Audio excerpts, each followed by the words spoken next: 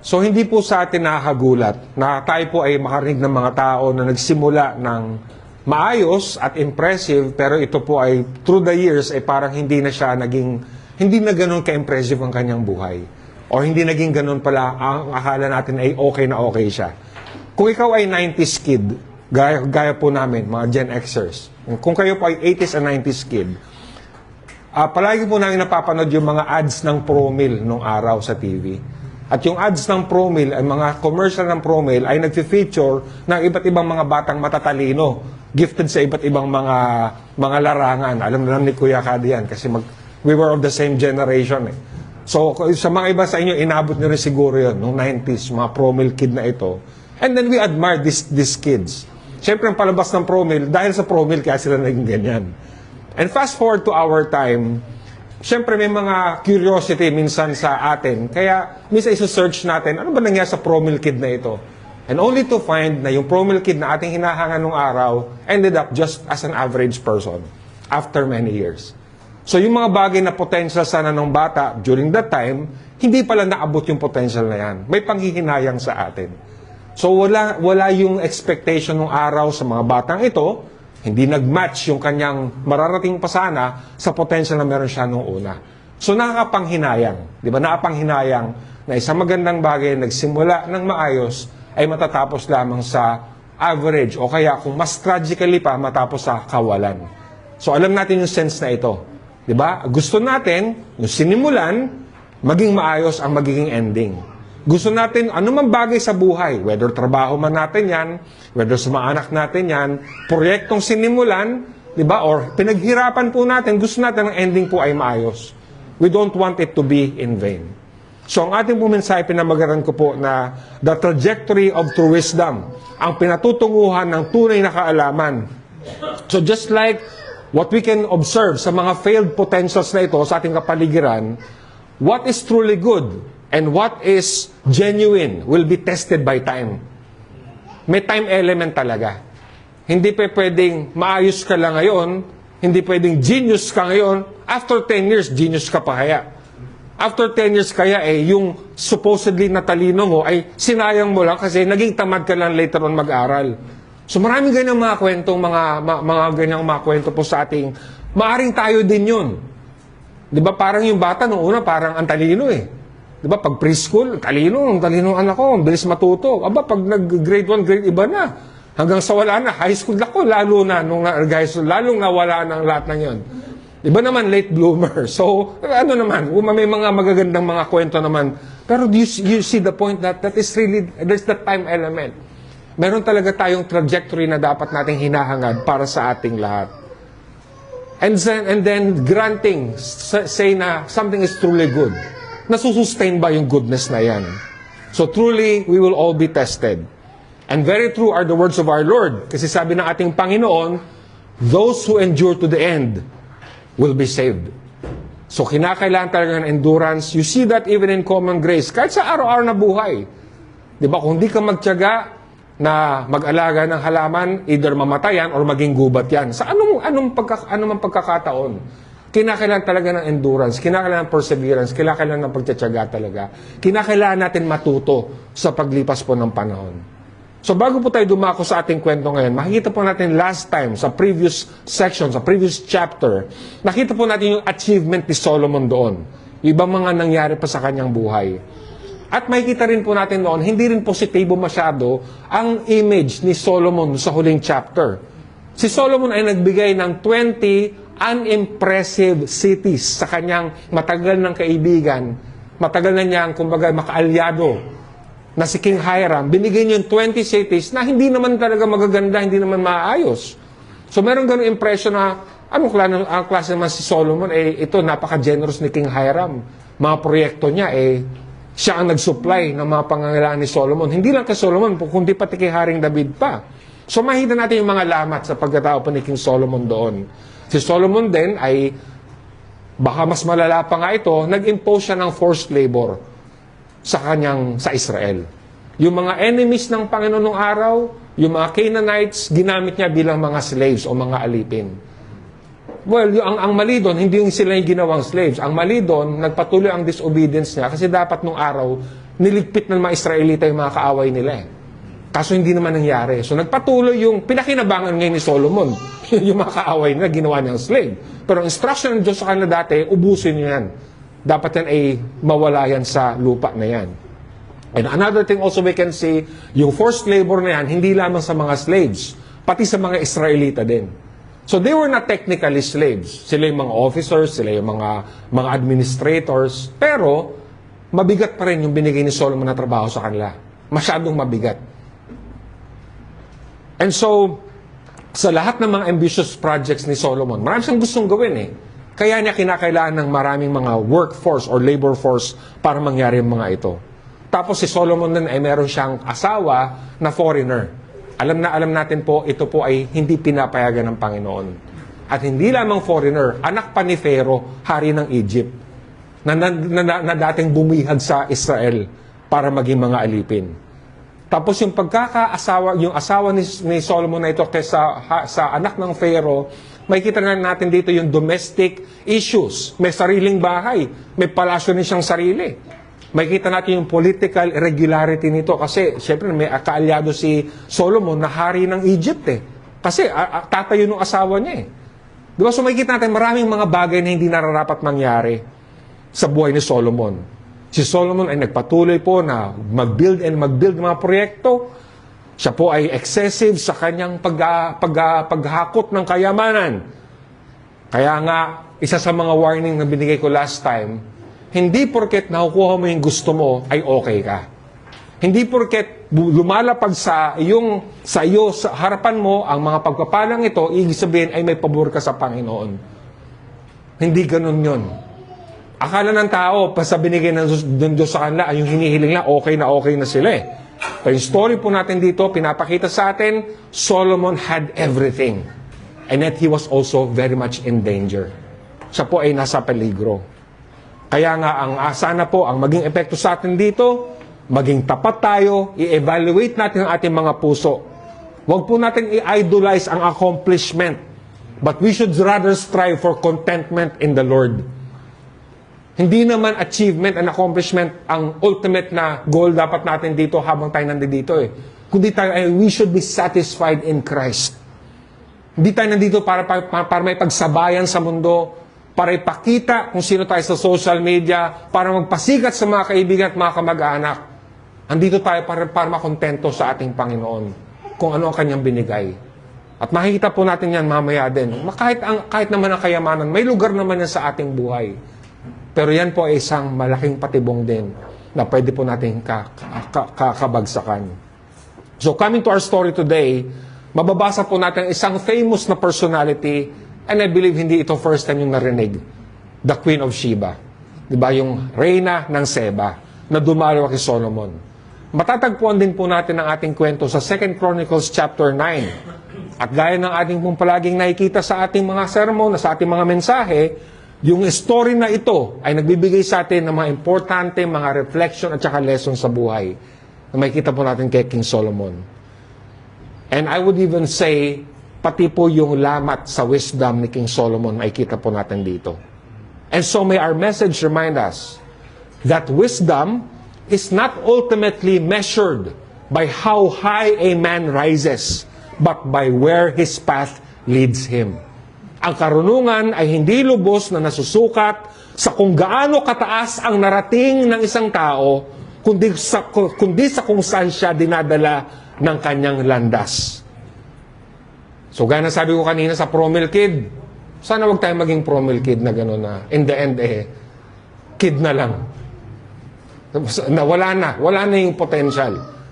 Sana hindi gano'n, sana wag masayang. Sana sabi ni Popoy kanina, hindi tayo dito para mag-wander or maggumala-gala. Meron tayong goal dapat. Di ba? Meron tayong dapat tinutumbok sa ating buhay. Sana mag-ingat po tayo na isipin natin, ang wisdom ay nakikita sa quality of life na meron tayo. Na ang wisdom ay makikita po so ano ang perception ng tao sa atin. Na yun ang patunay na ako'y nabubuhay sa karunungan kasi ito yung buhay ko. Sana huwag natin isipin na ganon. Kung yun lang maging sukatan, wala nang tatalo kay Solomon. Baka yung isang pader pa lang ng kanyang palasyo, mas mahigit pa sa presyo ng mga bahay natin. Diba? Yung nilalaman na kayamanan sa mga silid ni Solomon, we can just imagine. Ni katitingin hindi natin maabot. But look at where all of this led to. Kaya huwag niyong isipin na porket maganda ang buhay natin, na naabot natin mga bagay na gusto natin, ibig sabihin we already are living in wisdom. Because all of this can be very temporary, all of this can just be fleeting. At ang buhay po ni Solomon ay isang example kung paano ang wisdom po ay itetest na ang isang bagay that appears to be impressive turns out not to be impressive after all. So, wag tayong tumingin sa pansamantala at kung ano yung meron tayo in this situation. Wag tayong tumingin sa 5 years, 10 years ng kaayusan ng ating buhay. Wag tayong makampante doon. Nung namatay si Solomon, gulo-gulo na ang kaharian. Sa kanilang mga inani rin ang mga kamalian ni Solomon later on.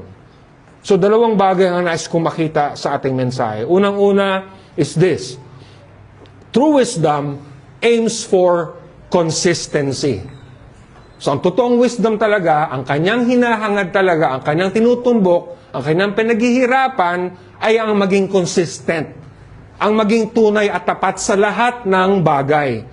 Sabi sa verses 1 and 2, nabalitaan ng reyna ng Seba ang katanyagan ni Solomon. Kaya't nagsadya siya upang subukin ito sa pamagitan ng mahihirap na katanungan.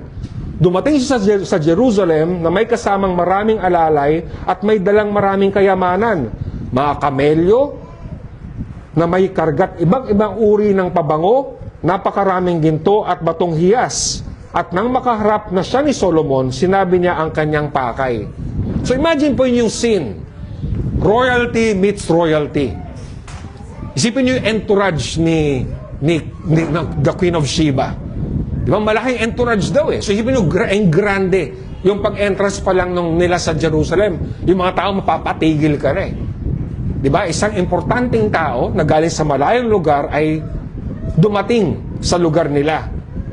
Tapos hindi na-impress siya sa wisdom ni Solomon. At nakakabit pa ang pangalan ng Panginoon dito. Sabi sa ating verse, actually sa English nakalagay po dito,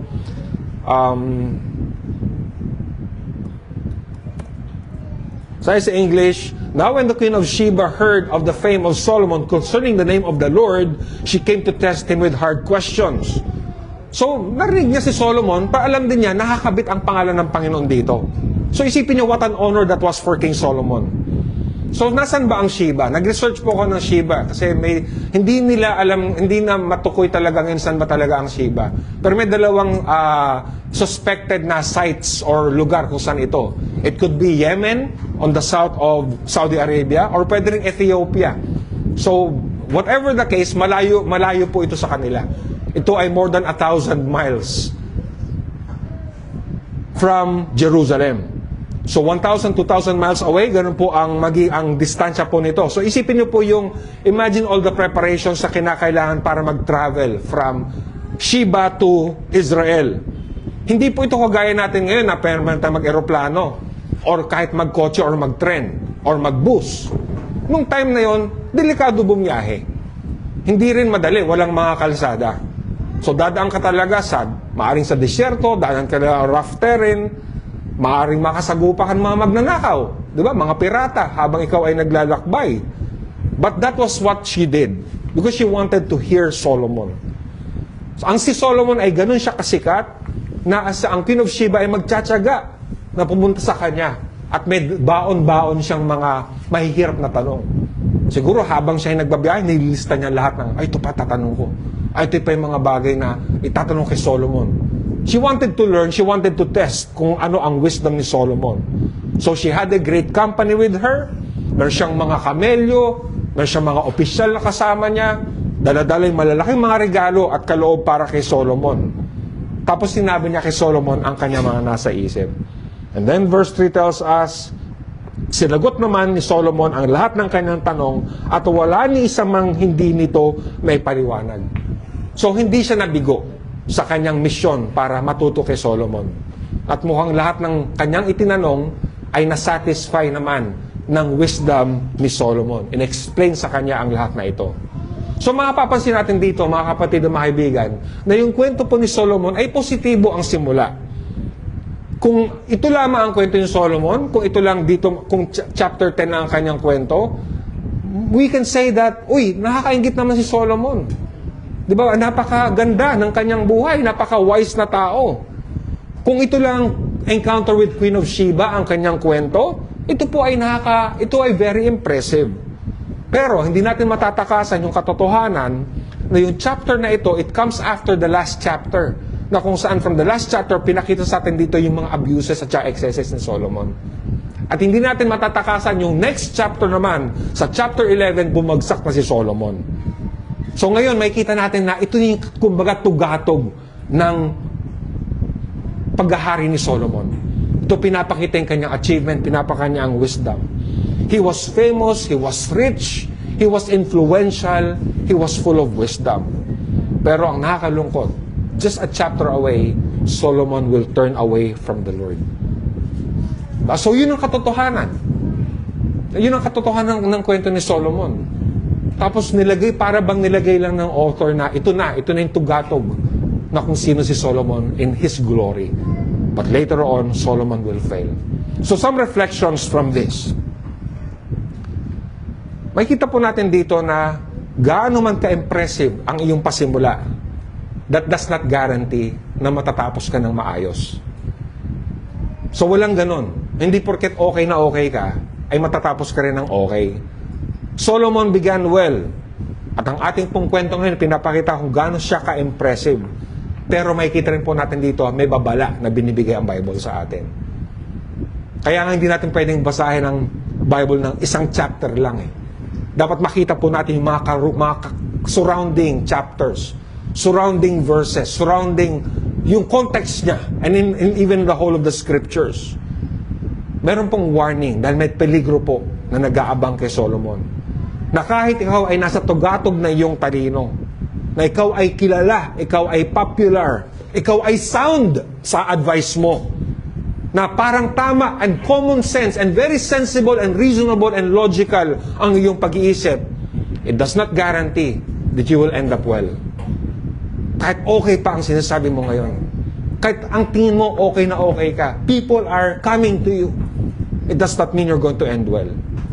Yung pagbagsak po ni Solomon only makes the blessing of God's wisdom upon him, it actually makes it painful and tragic. Diba? Para bang ganito eh. Parang binigyan mo, for example, binigyan mo ang kaibigan mo, ang anak mo ng puhunan. Tapos ang ginawa sa puhunan, winaldas. Pinambili ng kung ano-ano.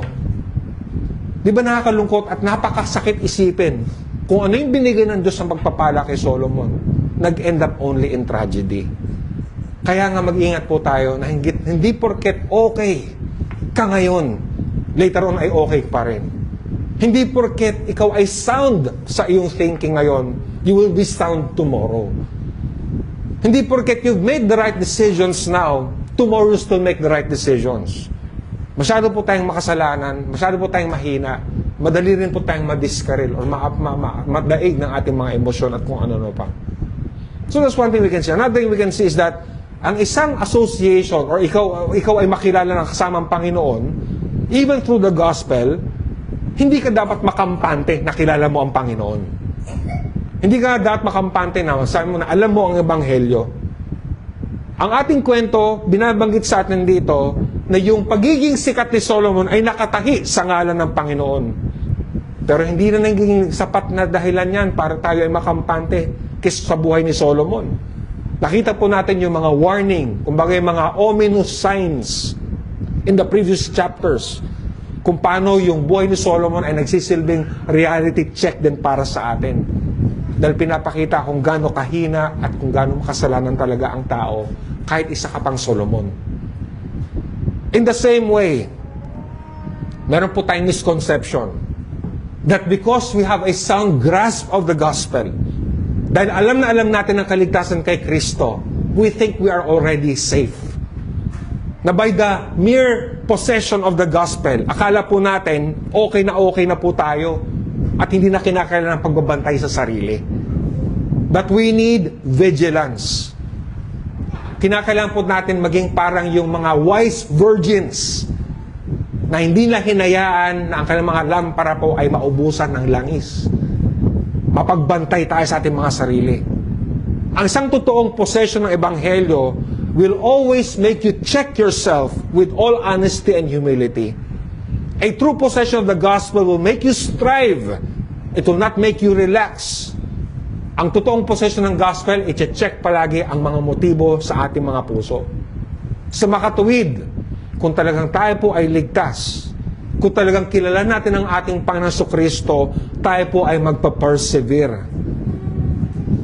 Kung ikaw talaga ay ligtas, meron kang endurance, laban sa mga tukso at mga panghihikayat ng ating sariling mga ambisyon sa buhay. You will learn how to say no, even to yourself. Kahit sa sarili mo. That's the idea of self-denial. Hindi ka mape-pressure sa sinasabi ng mundo. Alam mo ang goal mo. Alam mo, it's Christ-likeness. And for you, that is non-negotiable. So, hindi porket ikaw ay Kristiyano sa tingin mo, ay magiging complacent or marirelax ka.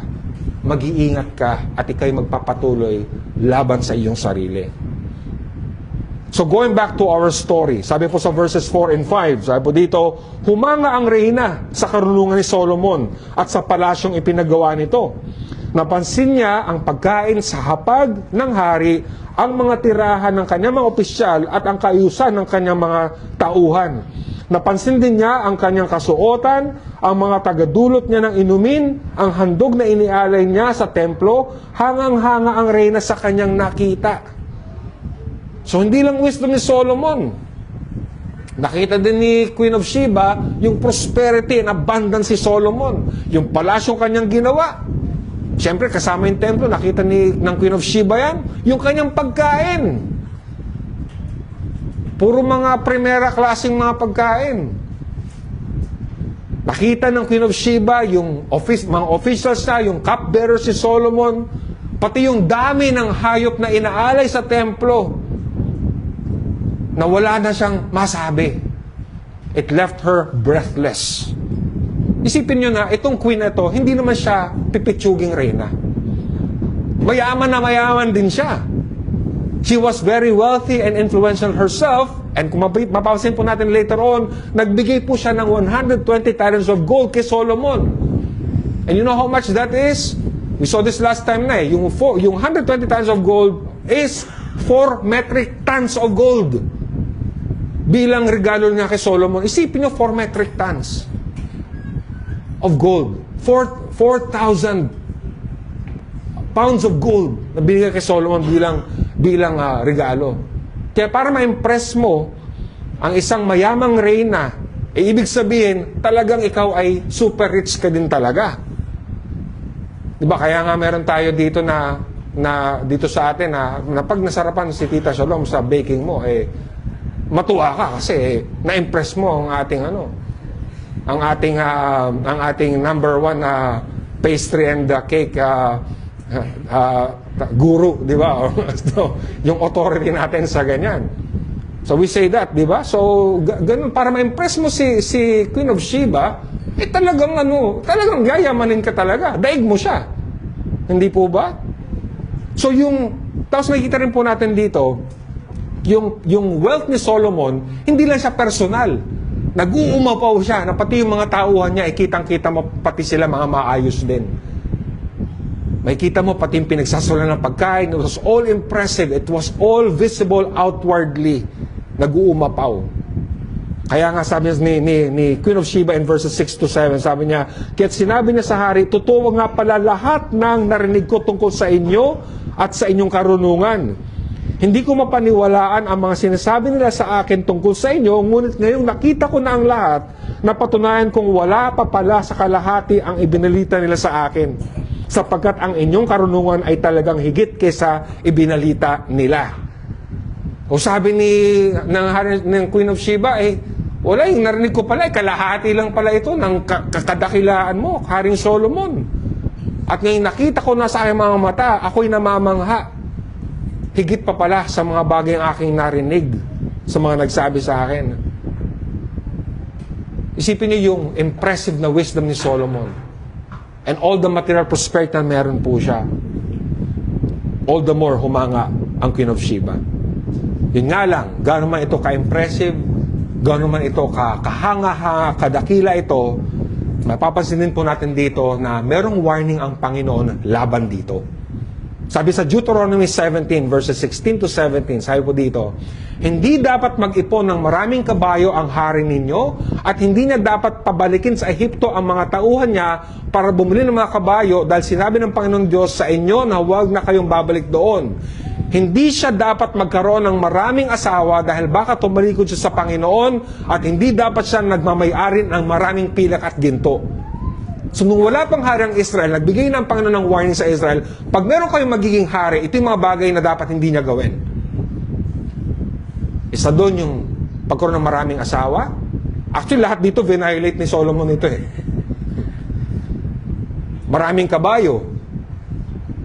Di ba? May mga lugar pa nga, may mga lugar pa yung mga kabayo ni Solomon. Kung naalala po ninyo, maraming asawa, maraming kayamanan. Isabi ng Diyos na huwag ito gagawin. So, on the surface, kung ating pong tignan sa panlabas, mukhang kahanga buhay ni Solomon. Ito po ay picture ng blessing. Ito po ay picture ng pagpapagpapala ng Diyos, wisdom, wealth, fame, and fortune. Ang buhay ng Panginoon sa lahat ng ito. Dahil yung mga bagay na ginawa ni Solomon, gano'n man kaganda ito sa mata ng tao, ito yung mga bagay na mahigpit na ipinagbawal ng Diyos na gawin ng isang hari. So some reflections and lessons para sa atin dito. Mag-ingat po tayo sa daya ng ating nakikita. Mag-ingat po tayo sa daya ng ating nakikita. Tunay nga, merong connection talaga ang kayamanan at karunungan. Ang Bible ay sinasabi sa atin that the hand of the diligent makes rich. Sabi sa Proverbs 10:4. Pero ang Bible ay sinasabi din sa atin dito yung kadayaan po ng kayamanan. Dahil ang kayamanan ay nagkikreate ng false security. Proverbs 18 verse 11. So yung magkaroon ka, like what I've said before, ang tendency natin maging maangas ka eh. Pag meron ka, pag may sinasabi ka, tendency mo maging maangas ka. Parang feeling mo, mabuhay ka na ng forever eh. Kaya mong bilhin na lahat, kaya mong paggamutin lahat ng sakit. Kailangan mo secure yung pagkain mo at ng pamilya mo. Meron talaga certain angas. Meron talaga ganung daya talaga ang kayamanan. Kaya nga po, wisdom din ang magsasabi sa atin na kung tayo pipili, piliin mo ang wisdom at hindi ang kayamanan. Solomon, once upon a time, did choose wisdom, pero kahit sa kanyang wisdom, nalaglag pa rin po siya sa tukso ng kayamanan. Sabi sa 1 John 2:16, sapagkat ang lahat ng kamunduhan, ang masasamang hilig ng laman, ang pagnanasa sa mga nakikita ng mata, at ang anumang pagmamayabang sa buhay ay hindi nagmumula sa Ama, kundi sa mundo. The desires of the flesh, the lust of the eyes, and the pride of life is not from the Father, but from the world. So I believe, yung pagiging kulang sa wisdom or pagiging hangal na nakikita sa ating pagiging inconsistent ng tao, ay makikita natin ito. And you will also notice, yung mga tao na nagmamayabang sa kanilang pagmamayari, minsan, pag gusto po nila, sila rin yung mga taong itatago din ito pag gusto rin nila. From the same person, yung ganung klase inconsistent. If they want to magyayabang sila, ipapakita nila. Feel good yun eh. Pero pag sila ay makikwestiyon sa kayamanan nila, itatago nila yan. I remember one former member ng CGC. Alam niya yung position regarding unnecessary purchases. Kaya ginawa niya, meron siyang mamahaling bag, pero pagkatago-tago niya yan sa church. Pagkatago-tago niya. You see the hypocrisy there? You see the inconsistency there? Pero sa mga friends, ipapakita yon, of course. Pero pag ayaw niya ipakita dahil siya maki-question, itatago niya to. Isipan niyo ganong klaseng pagiging hindi tapat, kahit sarili niloloko. Yung mga politiko natin, di ba, pag naglalabasan ng salin, magsasabi ba ng totoo yan? Yung mga mayayaman na nagpapakita ng kanilang mga kayamanan sa social media, pag tinanong yan, mayaman ka ba? Sabi niya, hindi. Wala naman taong mayaman na umamin na mayaman sila eh. Pero ipapakita nila yung kanilang kayamanan. Kaya totoo yun, tell me you're rich without telling me that you're rich. Totoo yun eh. Kasi sumisingaw lang talaga ang pagiging inconsistent ng tao pagdating sa mga bagay na ito. Kaya sana mga kapatid, mga kaibigan, maging malaya po tayo sa pagiging alipin natin na i-impress ang tao. Let us also be free from defending ourselves from other people as well. Parehong dapat natin hindi ginagawa yan. You should not be slaves to the praises of men, neither should you be a slave to protect your image from men. Na i-defend mo ang sarili mo. Ang challenge ko sa atin, maging totoo tayo. Let us simply be true. Like what I've already mentioned before, kung ang ating Panginoon man ay magbibigay sa atin ng kakayahan na mag-create po ng kayamanan, and if God would grant us that, remember that even riches has a meaningful purpose dapat. Hindi naman masama ang magkaroon eh. Ang tanong dito, paano natin ginagamit ito? Para saan? Kung yan ay ginagamit natin para magpa-impress sa ating kapwa, para mabilib ang ating kapwa sa atin, nagkakamali tayo. We are always called to self-denial, brethren, if you are really in the Lord Jesus Christ. Kaya whatever it is na ginagamit natin para itaas ang ating mga sarili, kahit blessing mula pa sa Panginoon yan, mali ang ating pagkakagamit dito. Dahil hindi yan ang lugar ng anuman ang binigay ng Diyos sa atin na kaloob. Another thing we can see here is that faithfulness, ang pagiging tapat, ay mas mahalaga kaysa reputasyon. Maaring ikaw ay nag-build ka ng certain image sa mata ng kapwa mo. Pero gaano man ka-impressed sila, no matter how much people are drawn to you, gaano man ikaw kasikat sa mata ng ibang mga tao, kung sino ka sa harapan ng Diyos, yung ka talaga. That's who you really are. Similar sa sinabi ni John Owen about prayer. Similar po dito na it is who you are in secret. That is who you are and nothing more. Yung ka talaga. So, kung ang pagkatao mo or ang karakter mo, ang puso mo ay na-expose na at naging visible, especially sa mga taong pinakamalapit sa iyo, wala na. Sumingaw na yung mga bagay na dapat ay chinek mo na sa sarili mo at hindi na sana ito'y nakalabas pa. Kung inaayos na natin yan sa ating mga sarili, we would have done better kaysa yung hinayaan lang natin at sumingaw na. Kita na, lalo mga taong nakakilala sa atin. Kasi matatago pa natin yan dito, sa ganitong setting. Kahit sa church matatago pa, kahit pa, pero pag yung pamilya mo na ang nakita talaga na kung sino ka talaga, exposed ka na talaga. Kumbaga, malayo na masyado yon. Kasi dapat in your own secret closet, in your own secret place, dinidil mo na ang kasalanan mo doon. As the saying goes, victory in public is won in private. Kaya nga, huwag tayong malaglag sa ano lang ang image natin sa mga tao na nakapaligid sa atin. Tayo po ay magpatuloy sa kabutihan at katapatan for what it really is. So for wisdom to truly be wisdom, it will strive to be consistent in all things. It will strive to be true in all things. Never for image, never for you to be defensive, but wisdom that will make you stable, honest, and free. Kaya nga kung wala ka naman tinatago ba't ka matatakot? Kung ikaw talaga ay maayos, hindi ka rin matatakot na ma-expose ka. Pero yung mga tao na may tinatago talaga, takot na takot yan silang ma-expose. Alam naman natin mga kapatid, mga kaibigan, ganyan mga politiko natin. Huwag na tayo gumaya dun. Maging maayos na tayo. If you're in the Lord Jesus Christ, kahit sa sarili mo, maging tapat ka na lang. Ang bibili ka mamahaling ka, tatago mo naman. Dahil ayaw mong ikay mabash. Pero kung gusto mong ipagyayabang mo rin naman. Di ba? Ano klaseng hypocrisy yan? We should not be like that. Again, no matter how impressive you are in the eyes of other people, who you are before the Lord, yung ka talaga. Yung ka talaga. Huwag natin dayain ang sarili natin at sino man. Maging consistent tayo if we truly have wisdom from the Lord. Second point, true wisdom is for God's glory. Sabi po sa verse 8. Sabi sa inyo, marami tayo makikita rito eh. Sabi sa verse 8, napakapalad ng inyong mga asawa, mapalad ang inyong mga tauhan, sapagkat lagi nilang narinig ang iyong karunungan.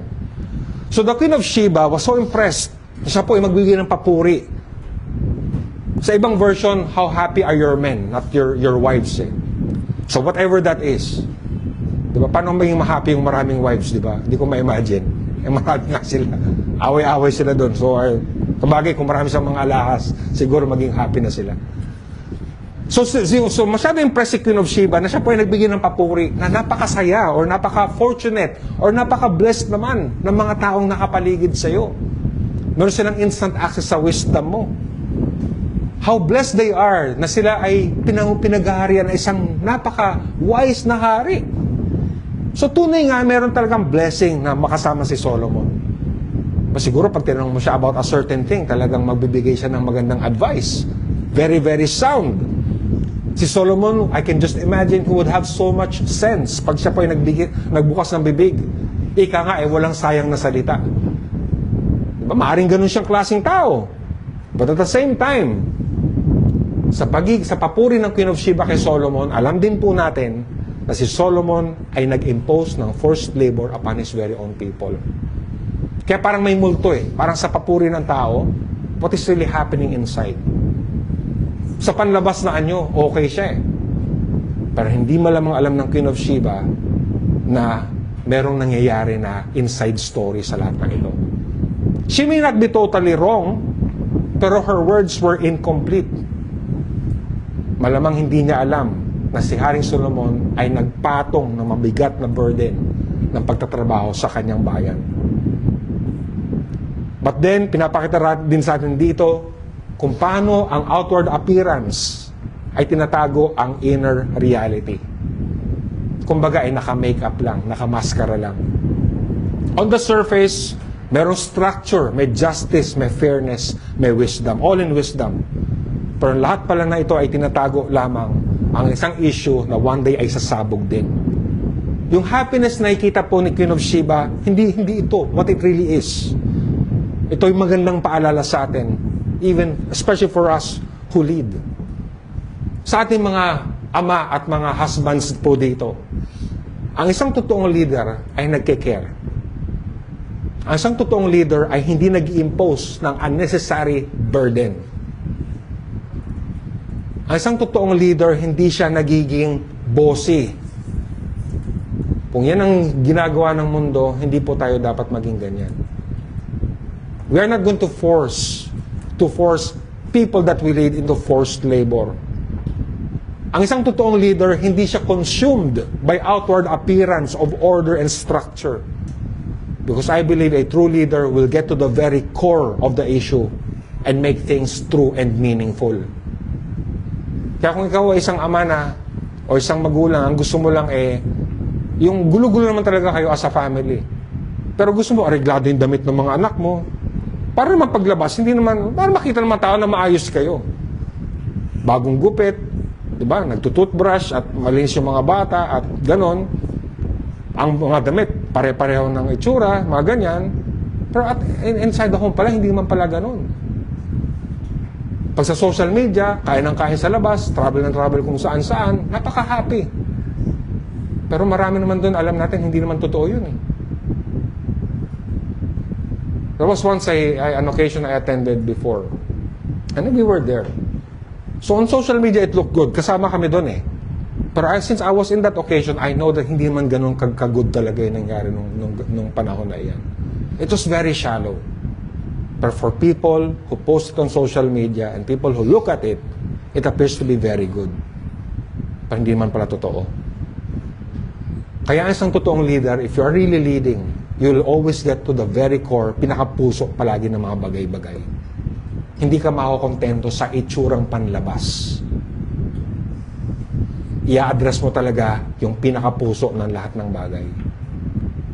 Minsan nga sige, maganda nga yan at makita, ma-expose talaga na ito talaga tayo.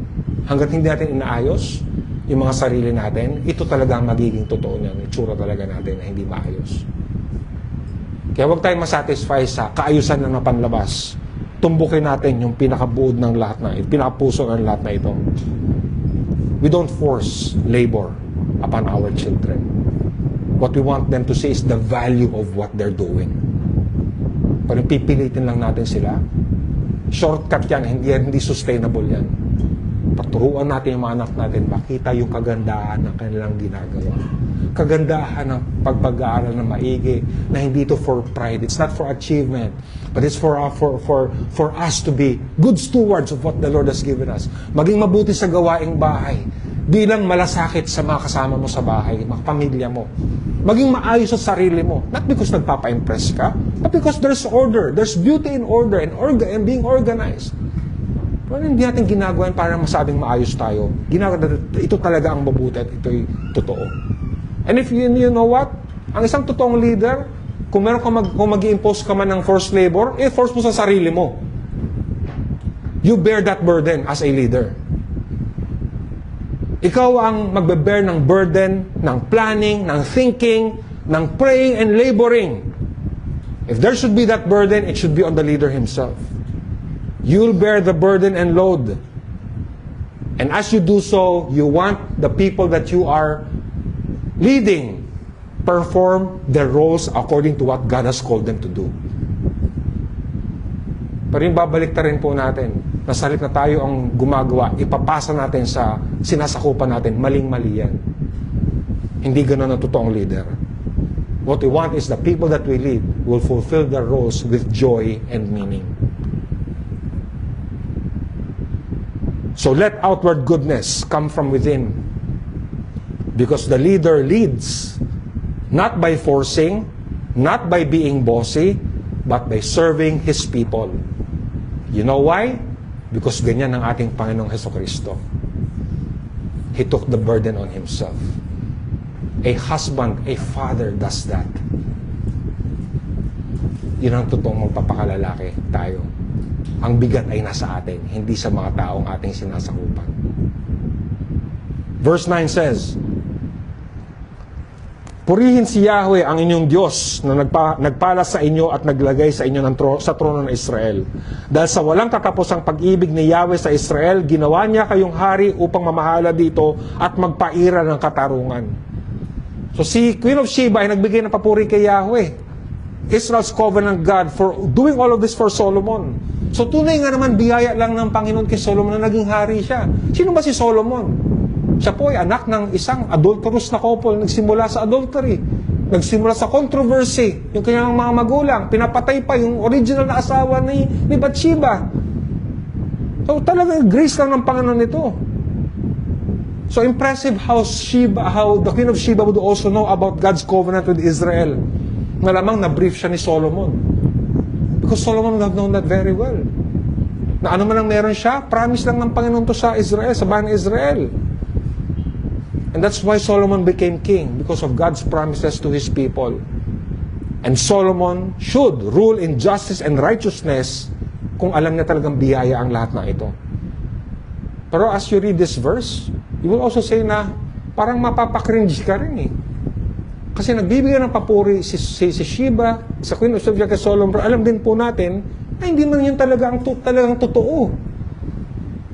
So tunay nga, grace ng Panginoon kay Solomon ang lahat na ito, and Solomon should have cared for all those blessings bilang isang mabuting katiwala.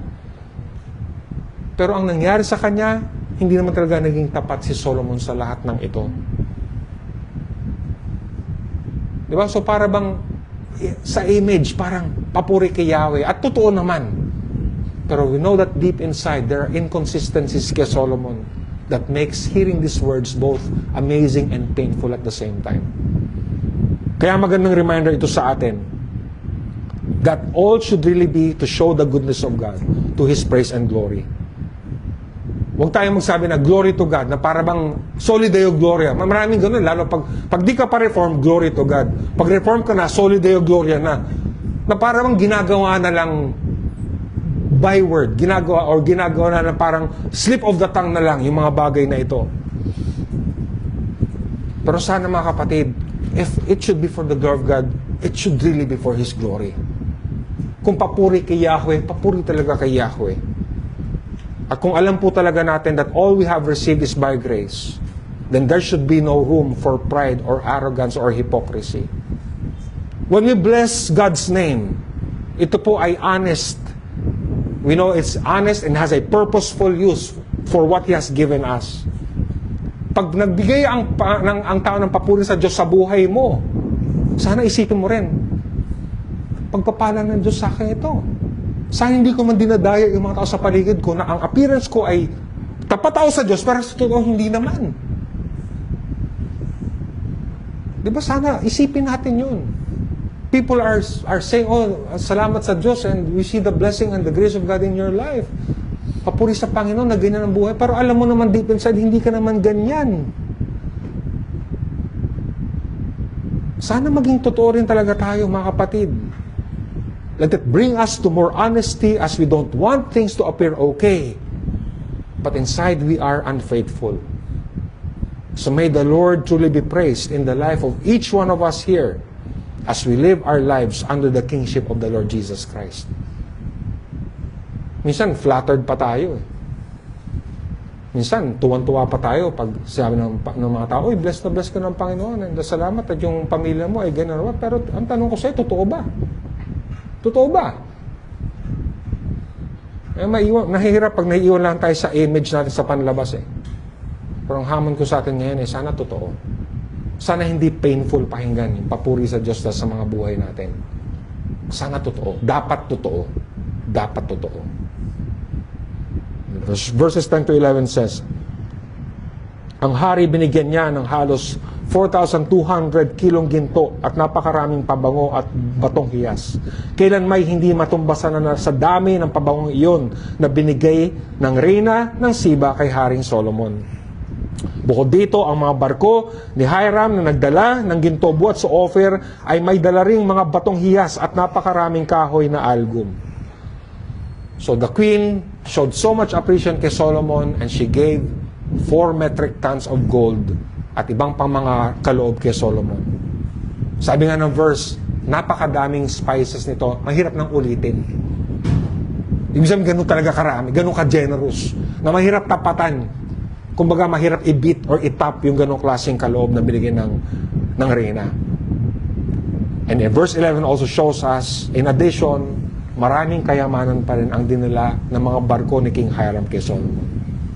Yung kahoy na algum, hindi naman po natin, hindi alam kung ano talagang kahoy na ito eh.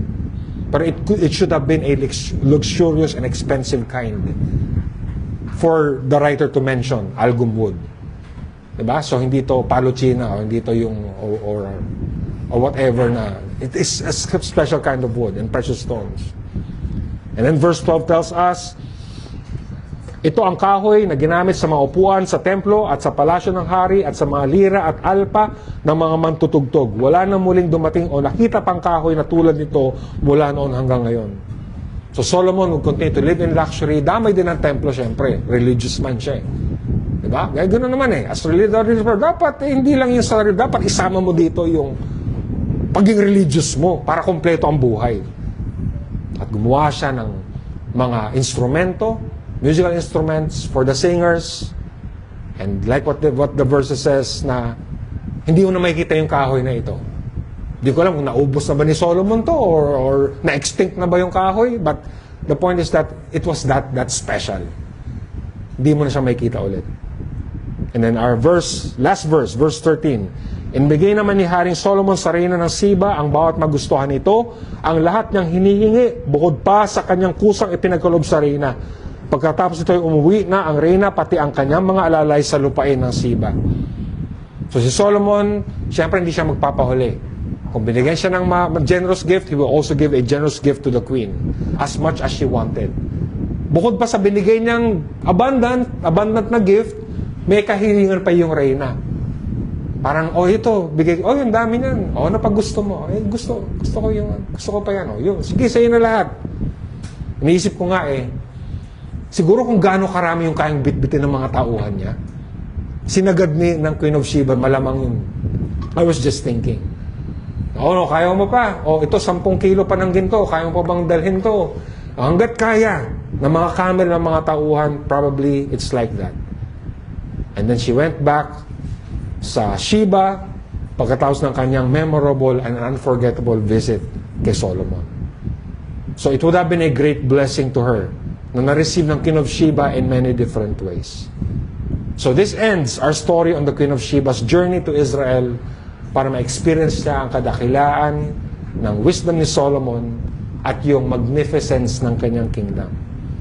Like what I've said, kung ito lang talaga yung kwento, it appears that this kingdom was on its way to even greatness pa. Diba? Kung ito lang ating kwento, parang isang utong kingdom na hindi na matitinag. Napakawais ng hari, ang dami ng mga fleet, ang dami makaalyado sa paligid ng mga kingdoms. And impressive yung kanyang kayamanan. Parang it shows that it appears that this kingdom is indestructible. So much progress, so much activity, so much wealth, so much fame.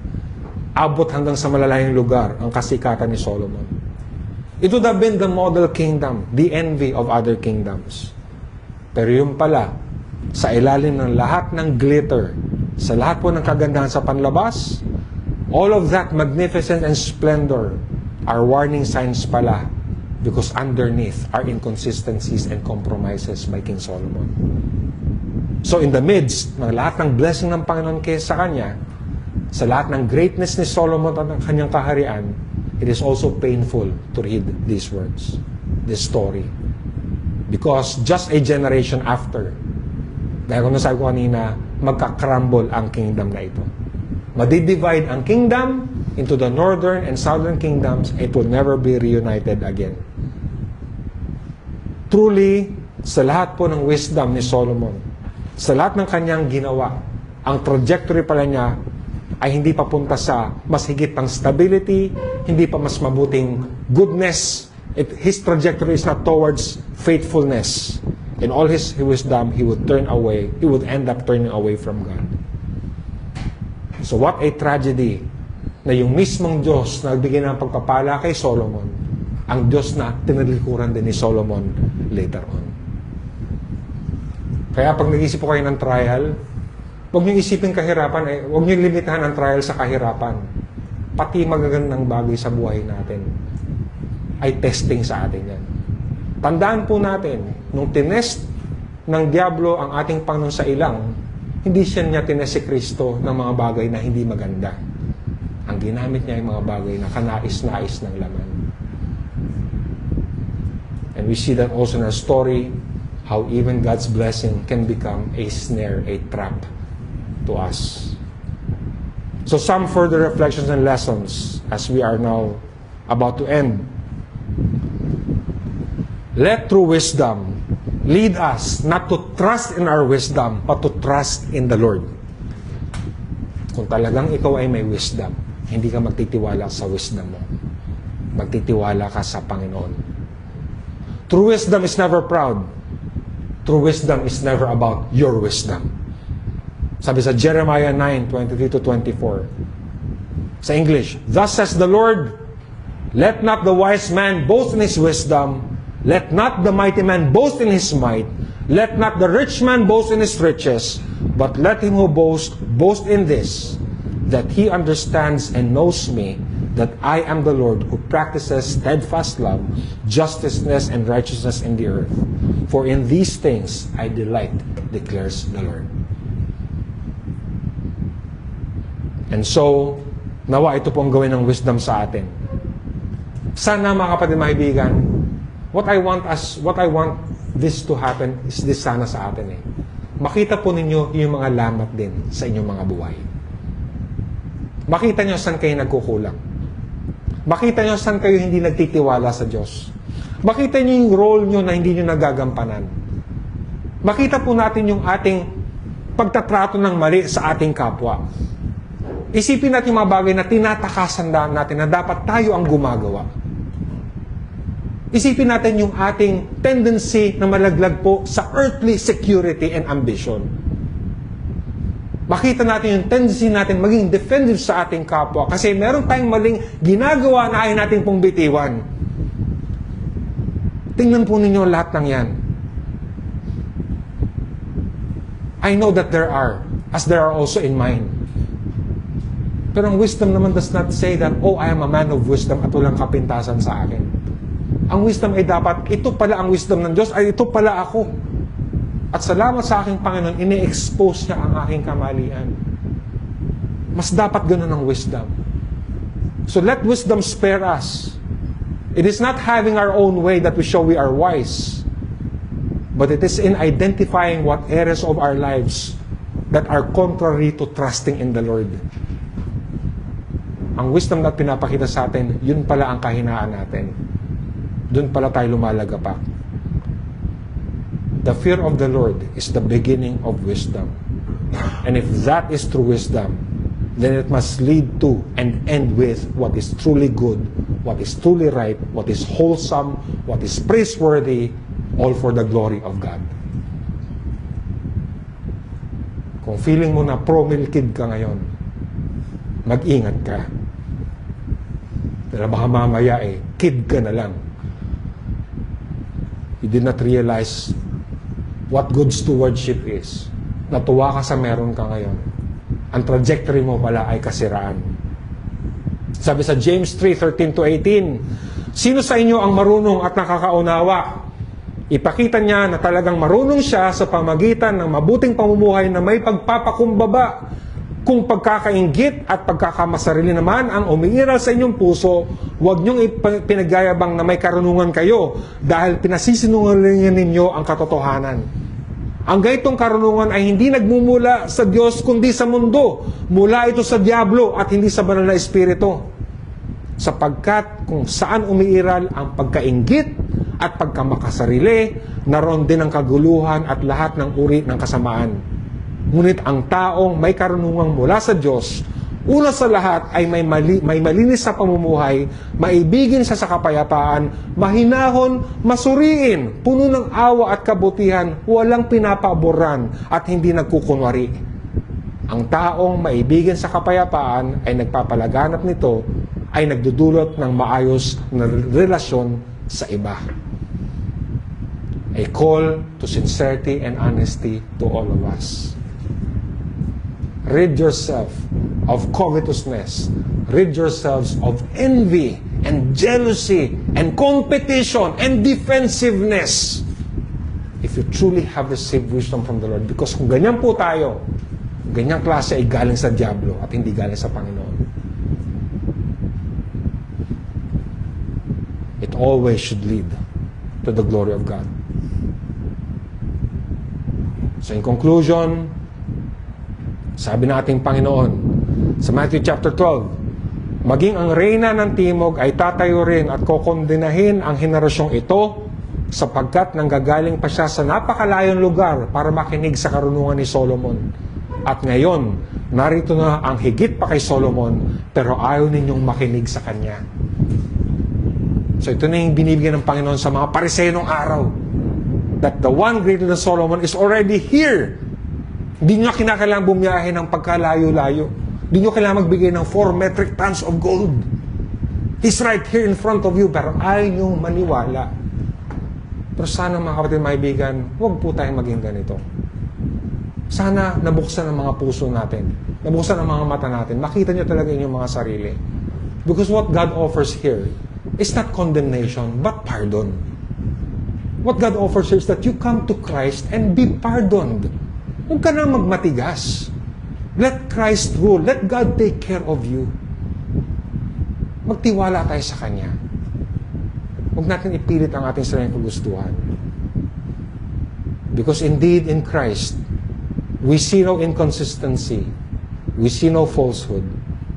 And His kingdom shall never end. And the way that true wisdom is for us ay hindi para patunayan kung sino tayo, Hindi tayo nandito para gamitin pa natin kasangkapan ng Diyos para sa mga bagay na gusto natin. Pero ang totoong wisdom, ang totoong karunungan, it will never be apart from sin, repentance from sin and faith in the Lord Jesus Christ.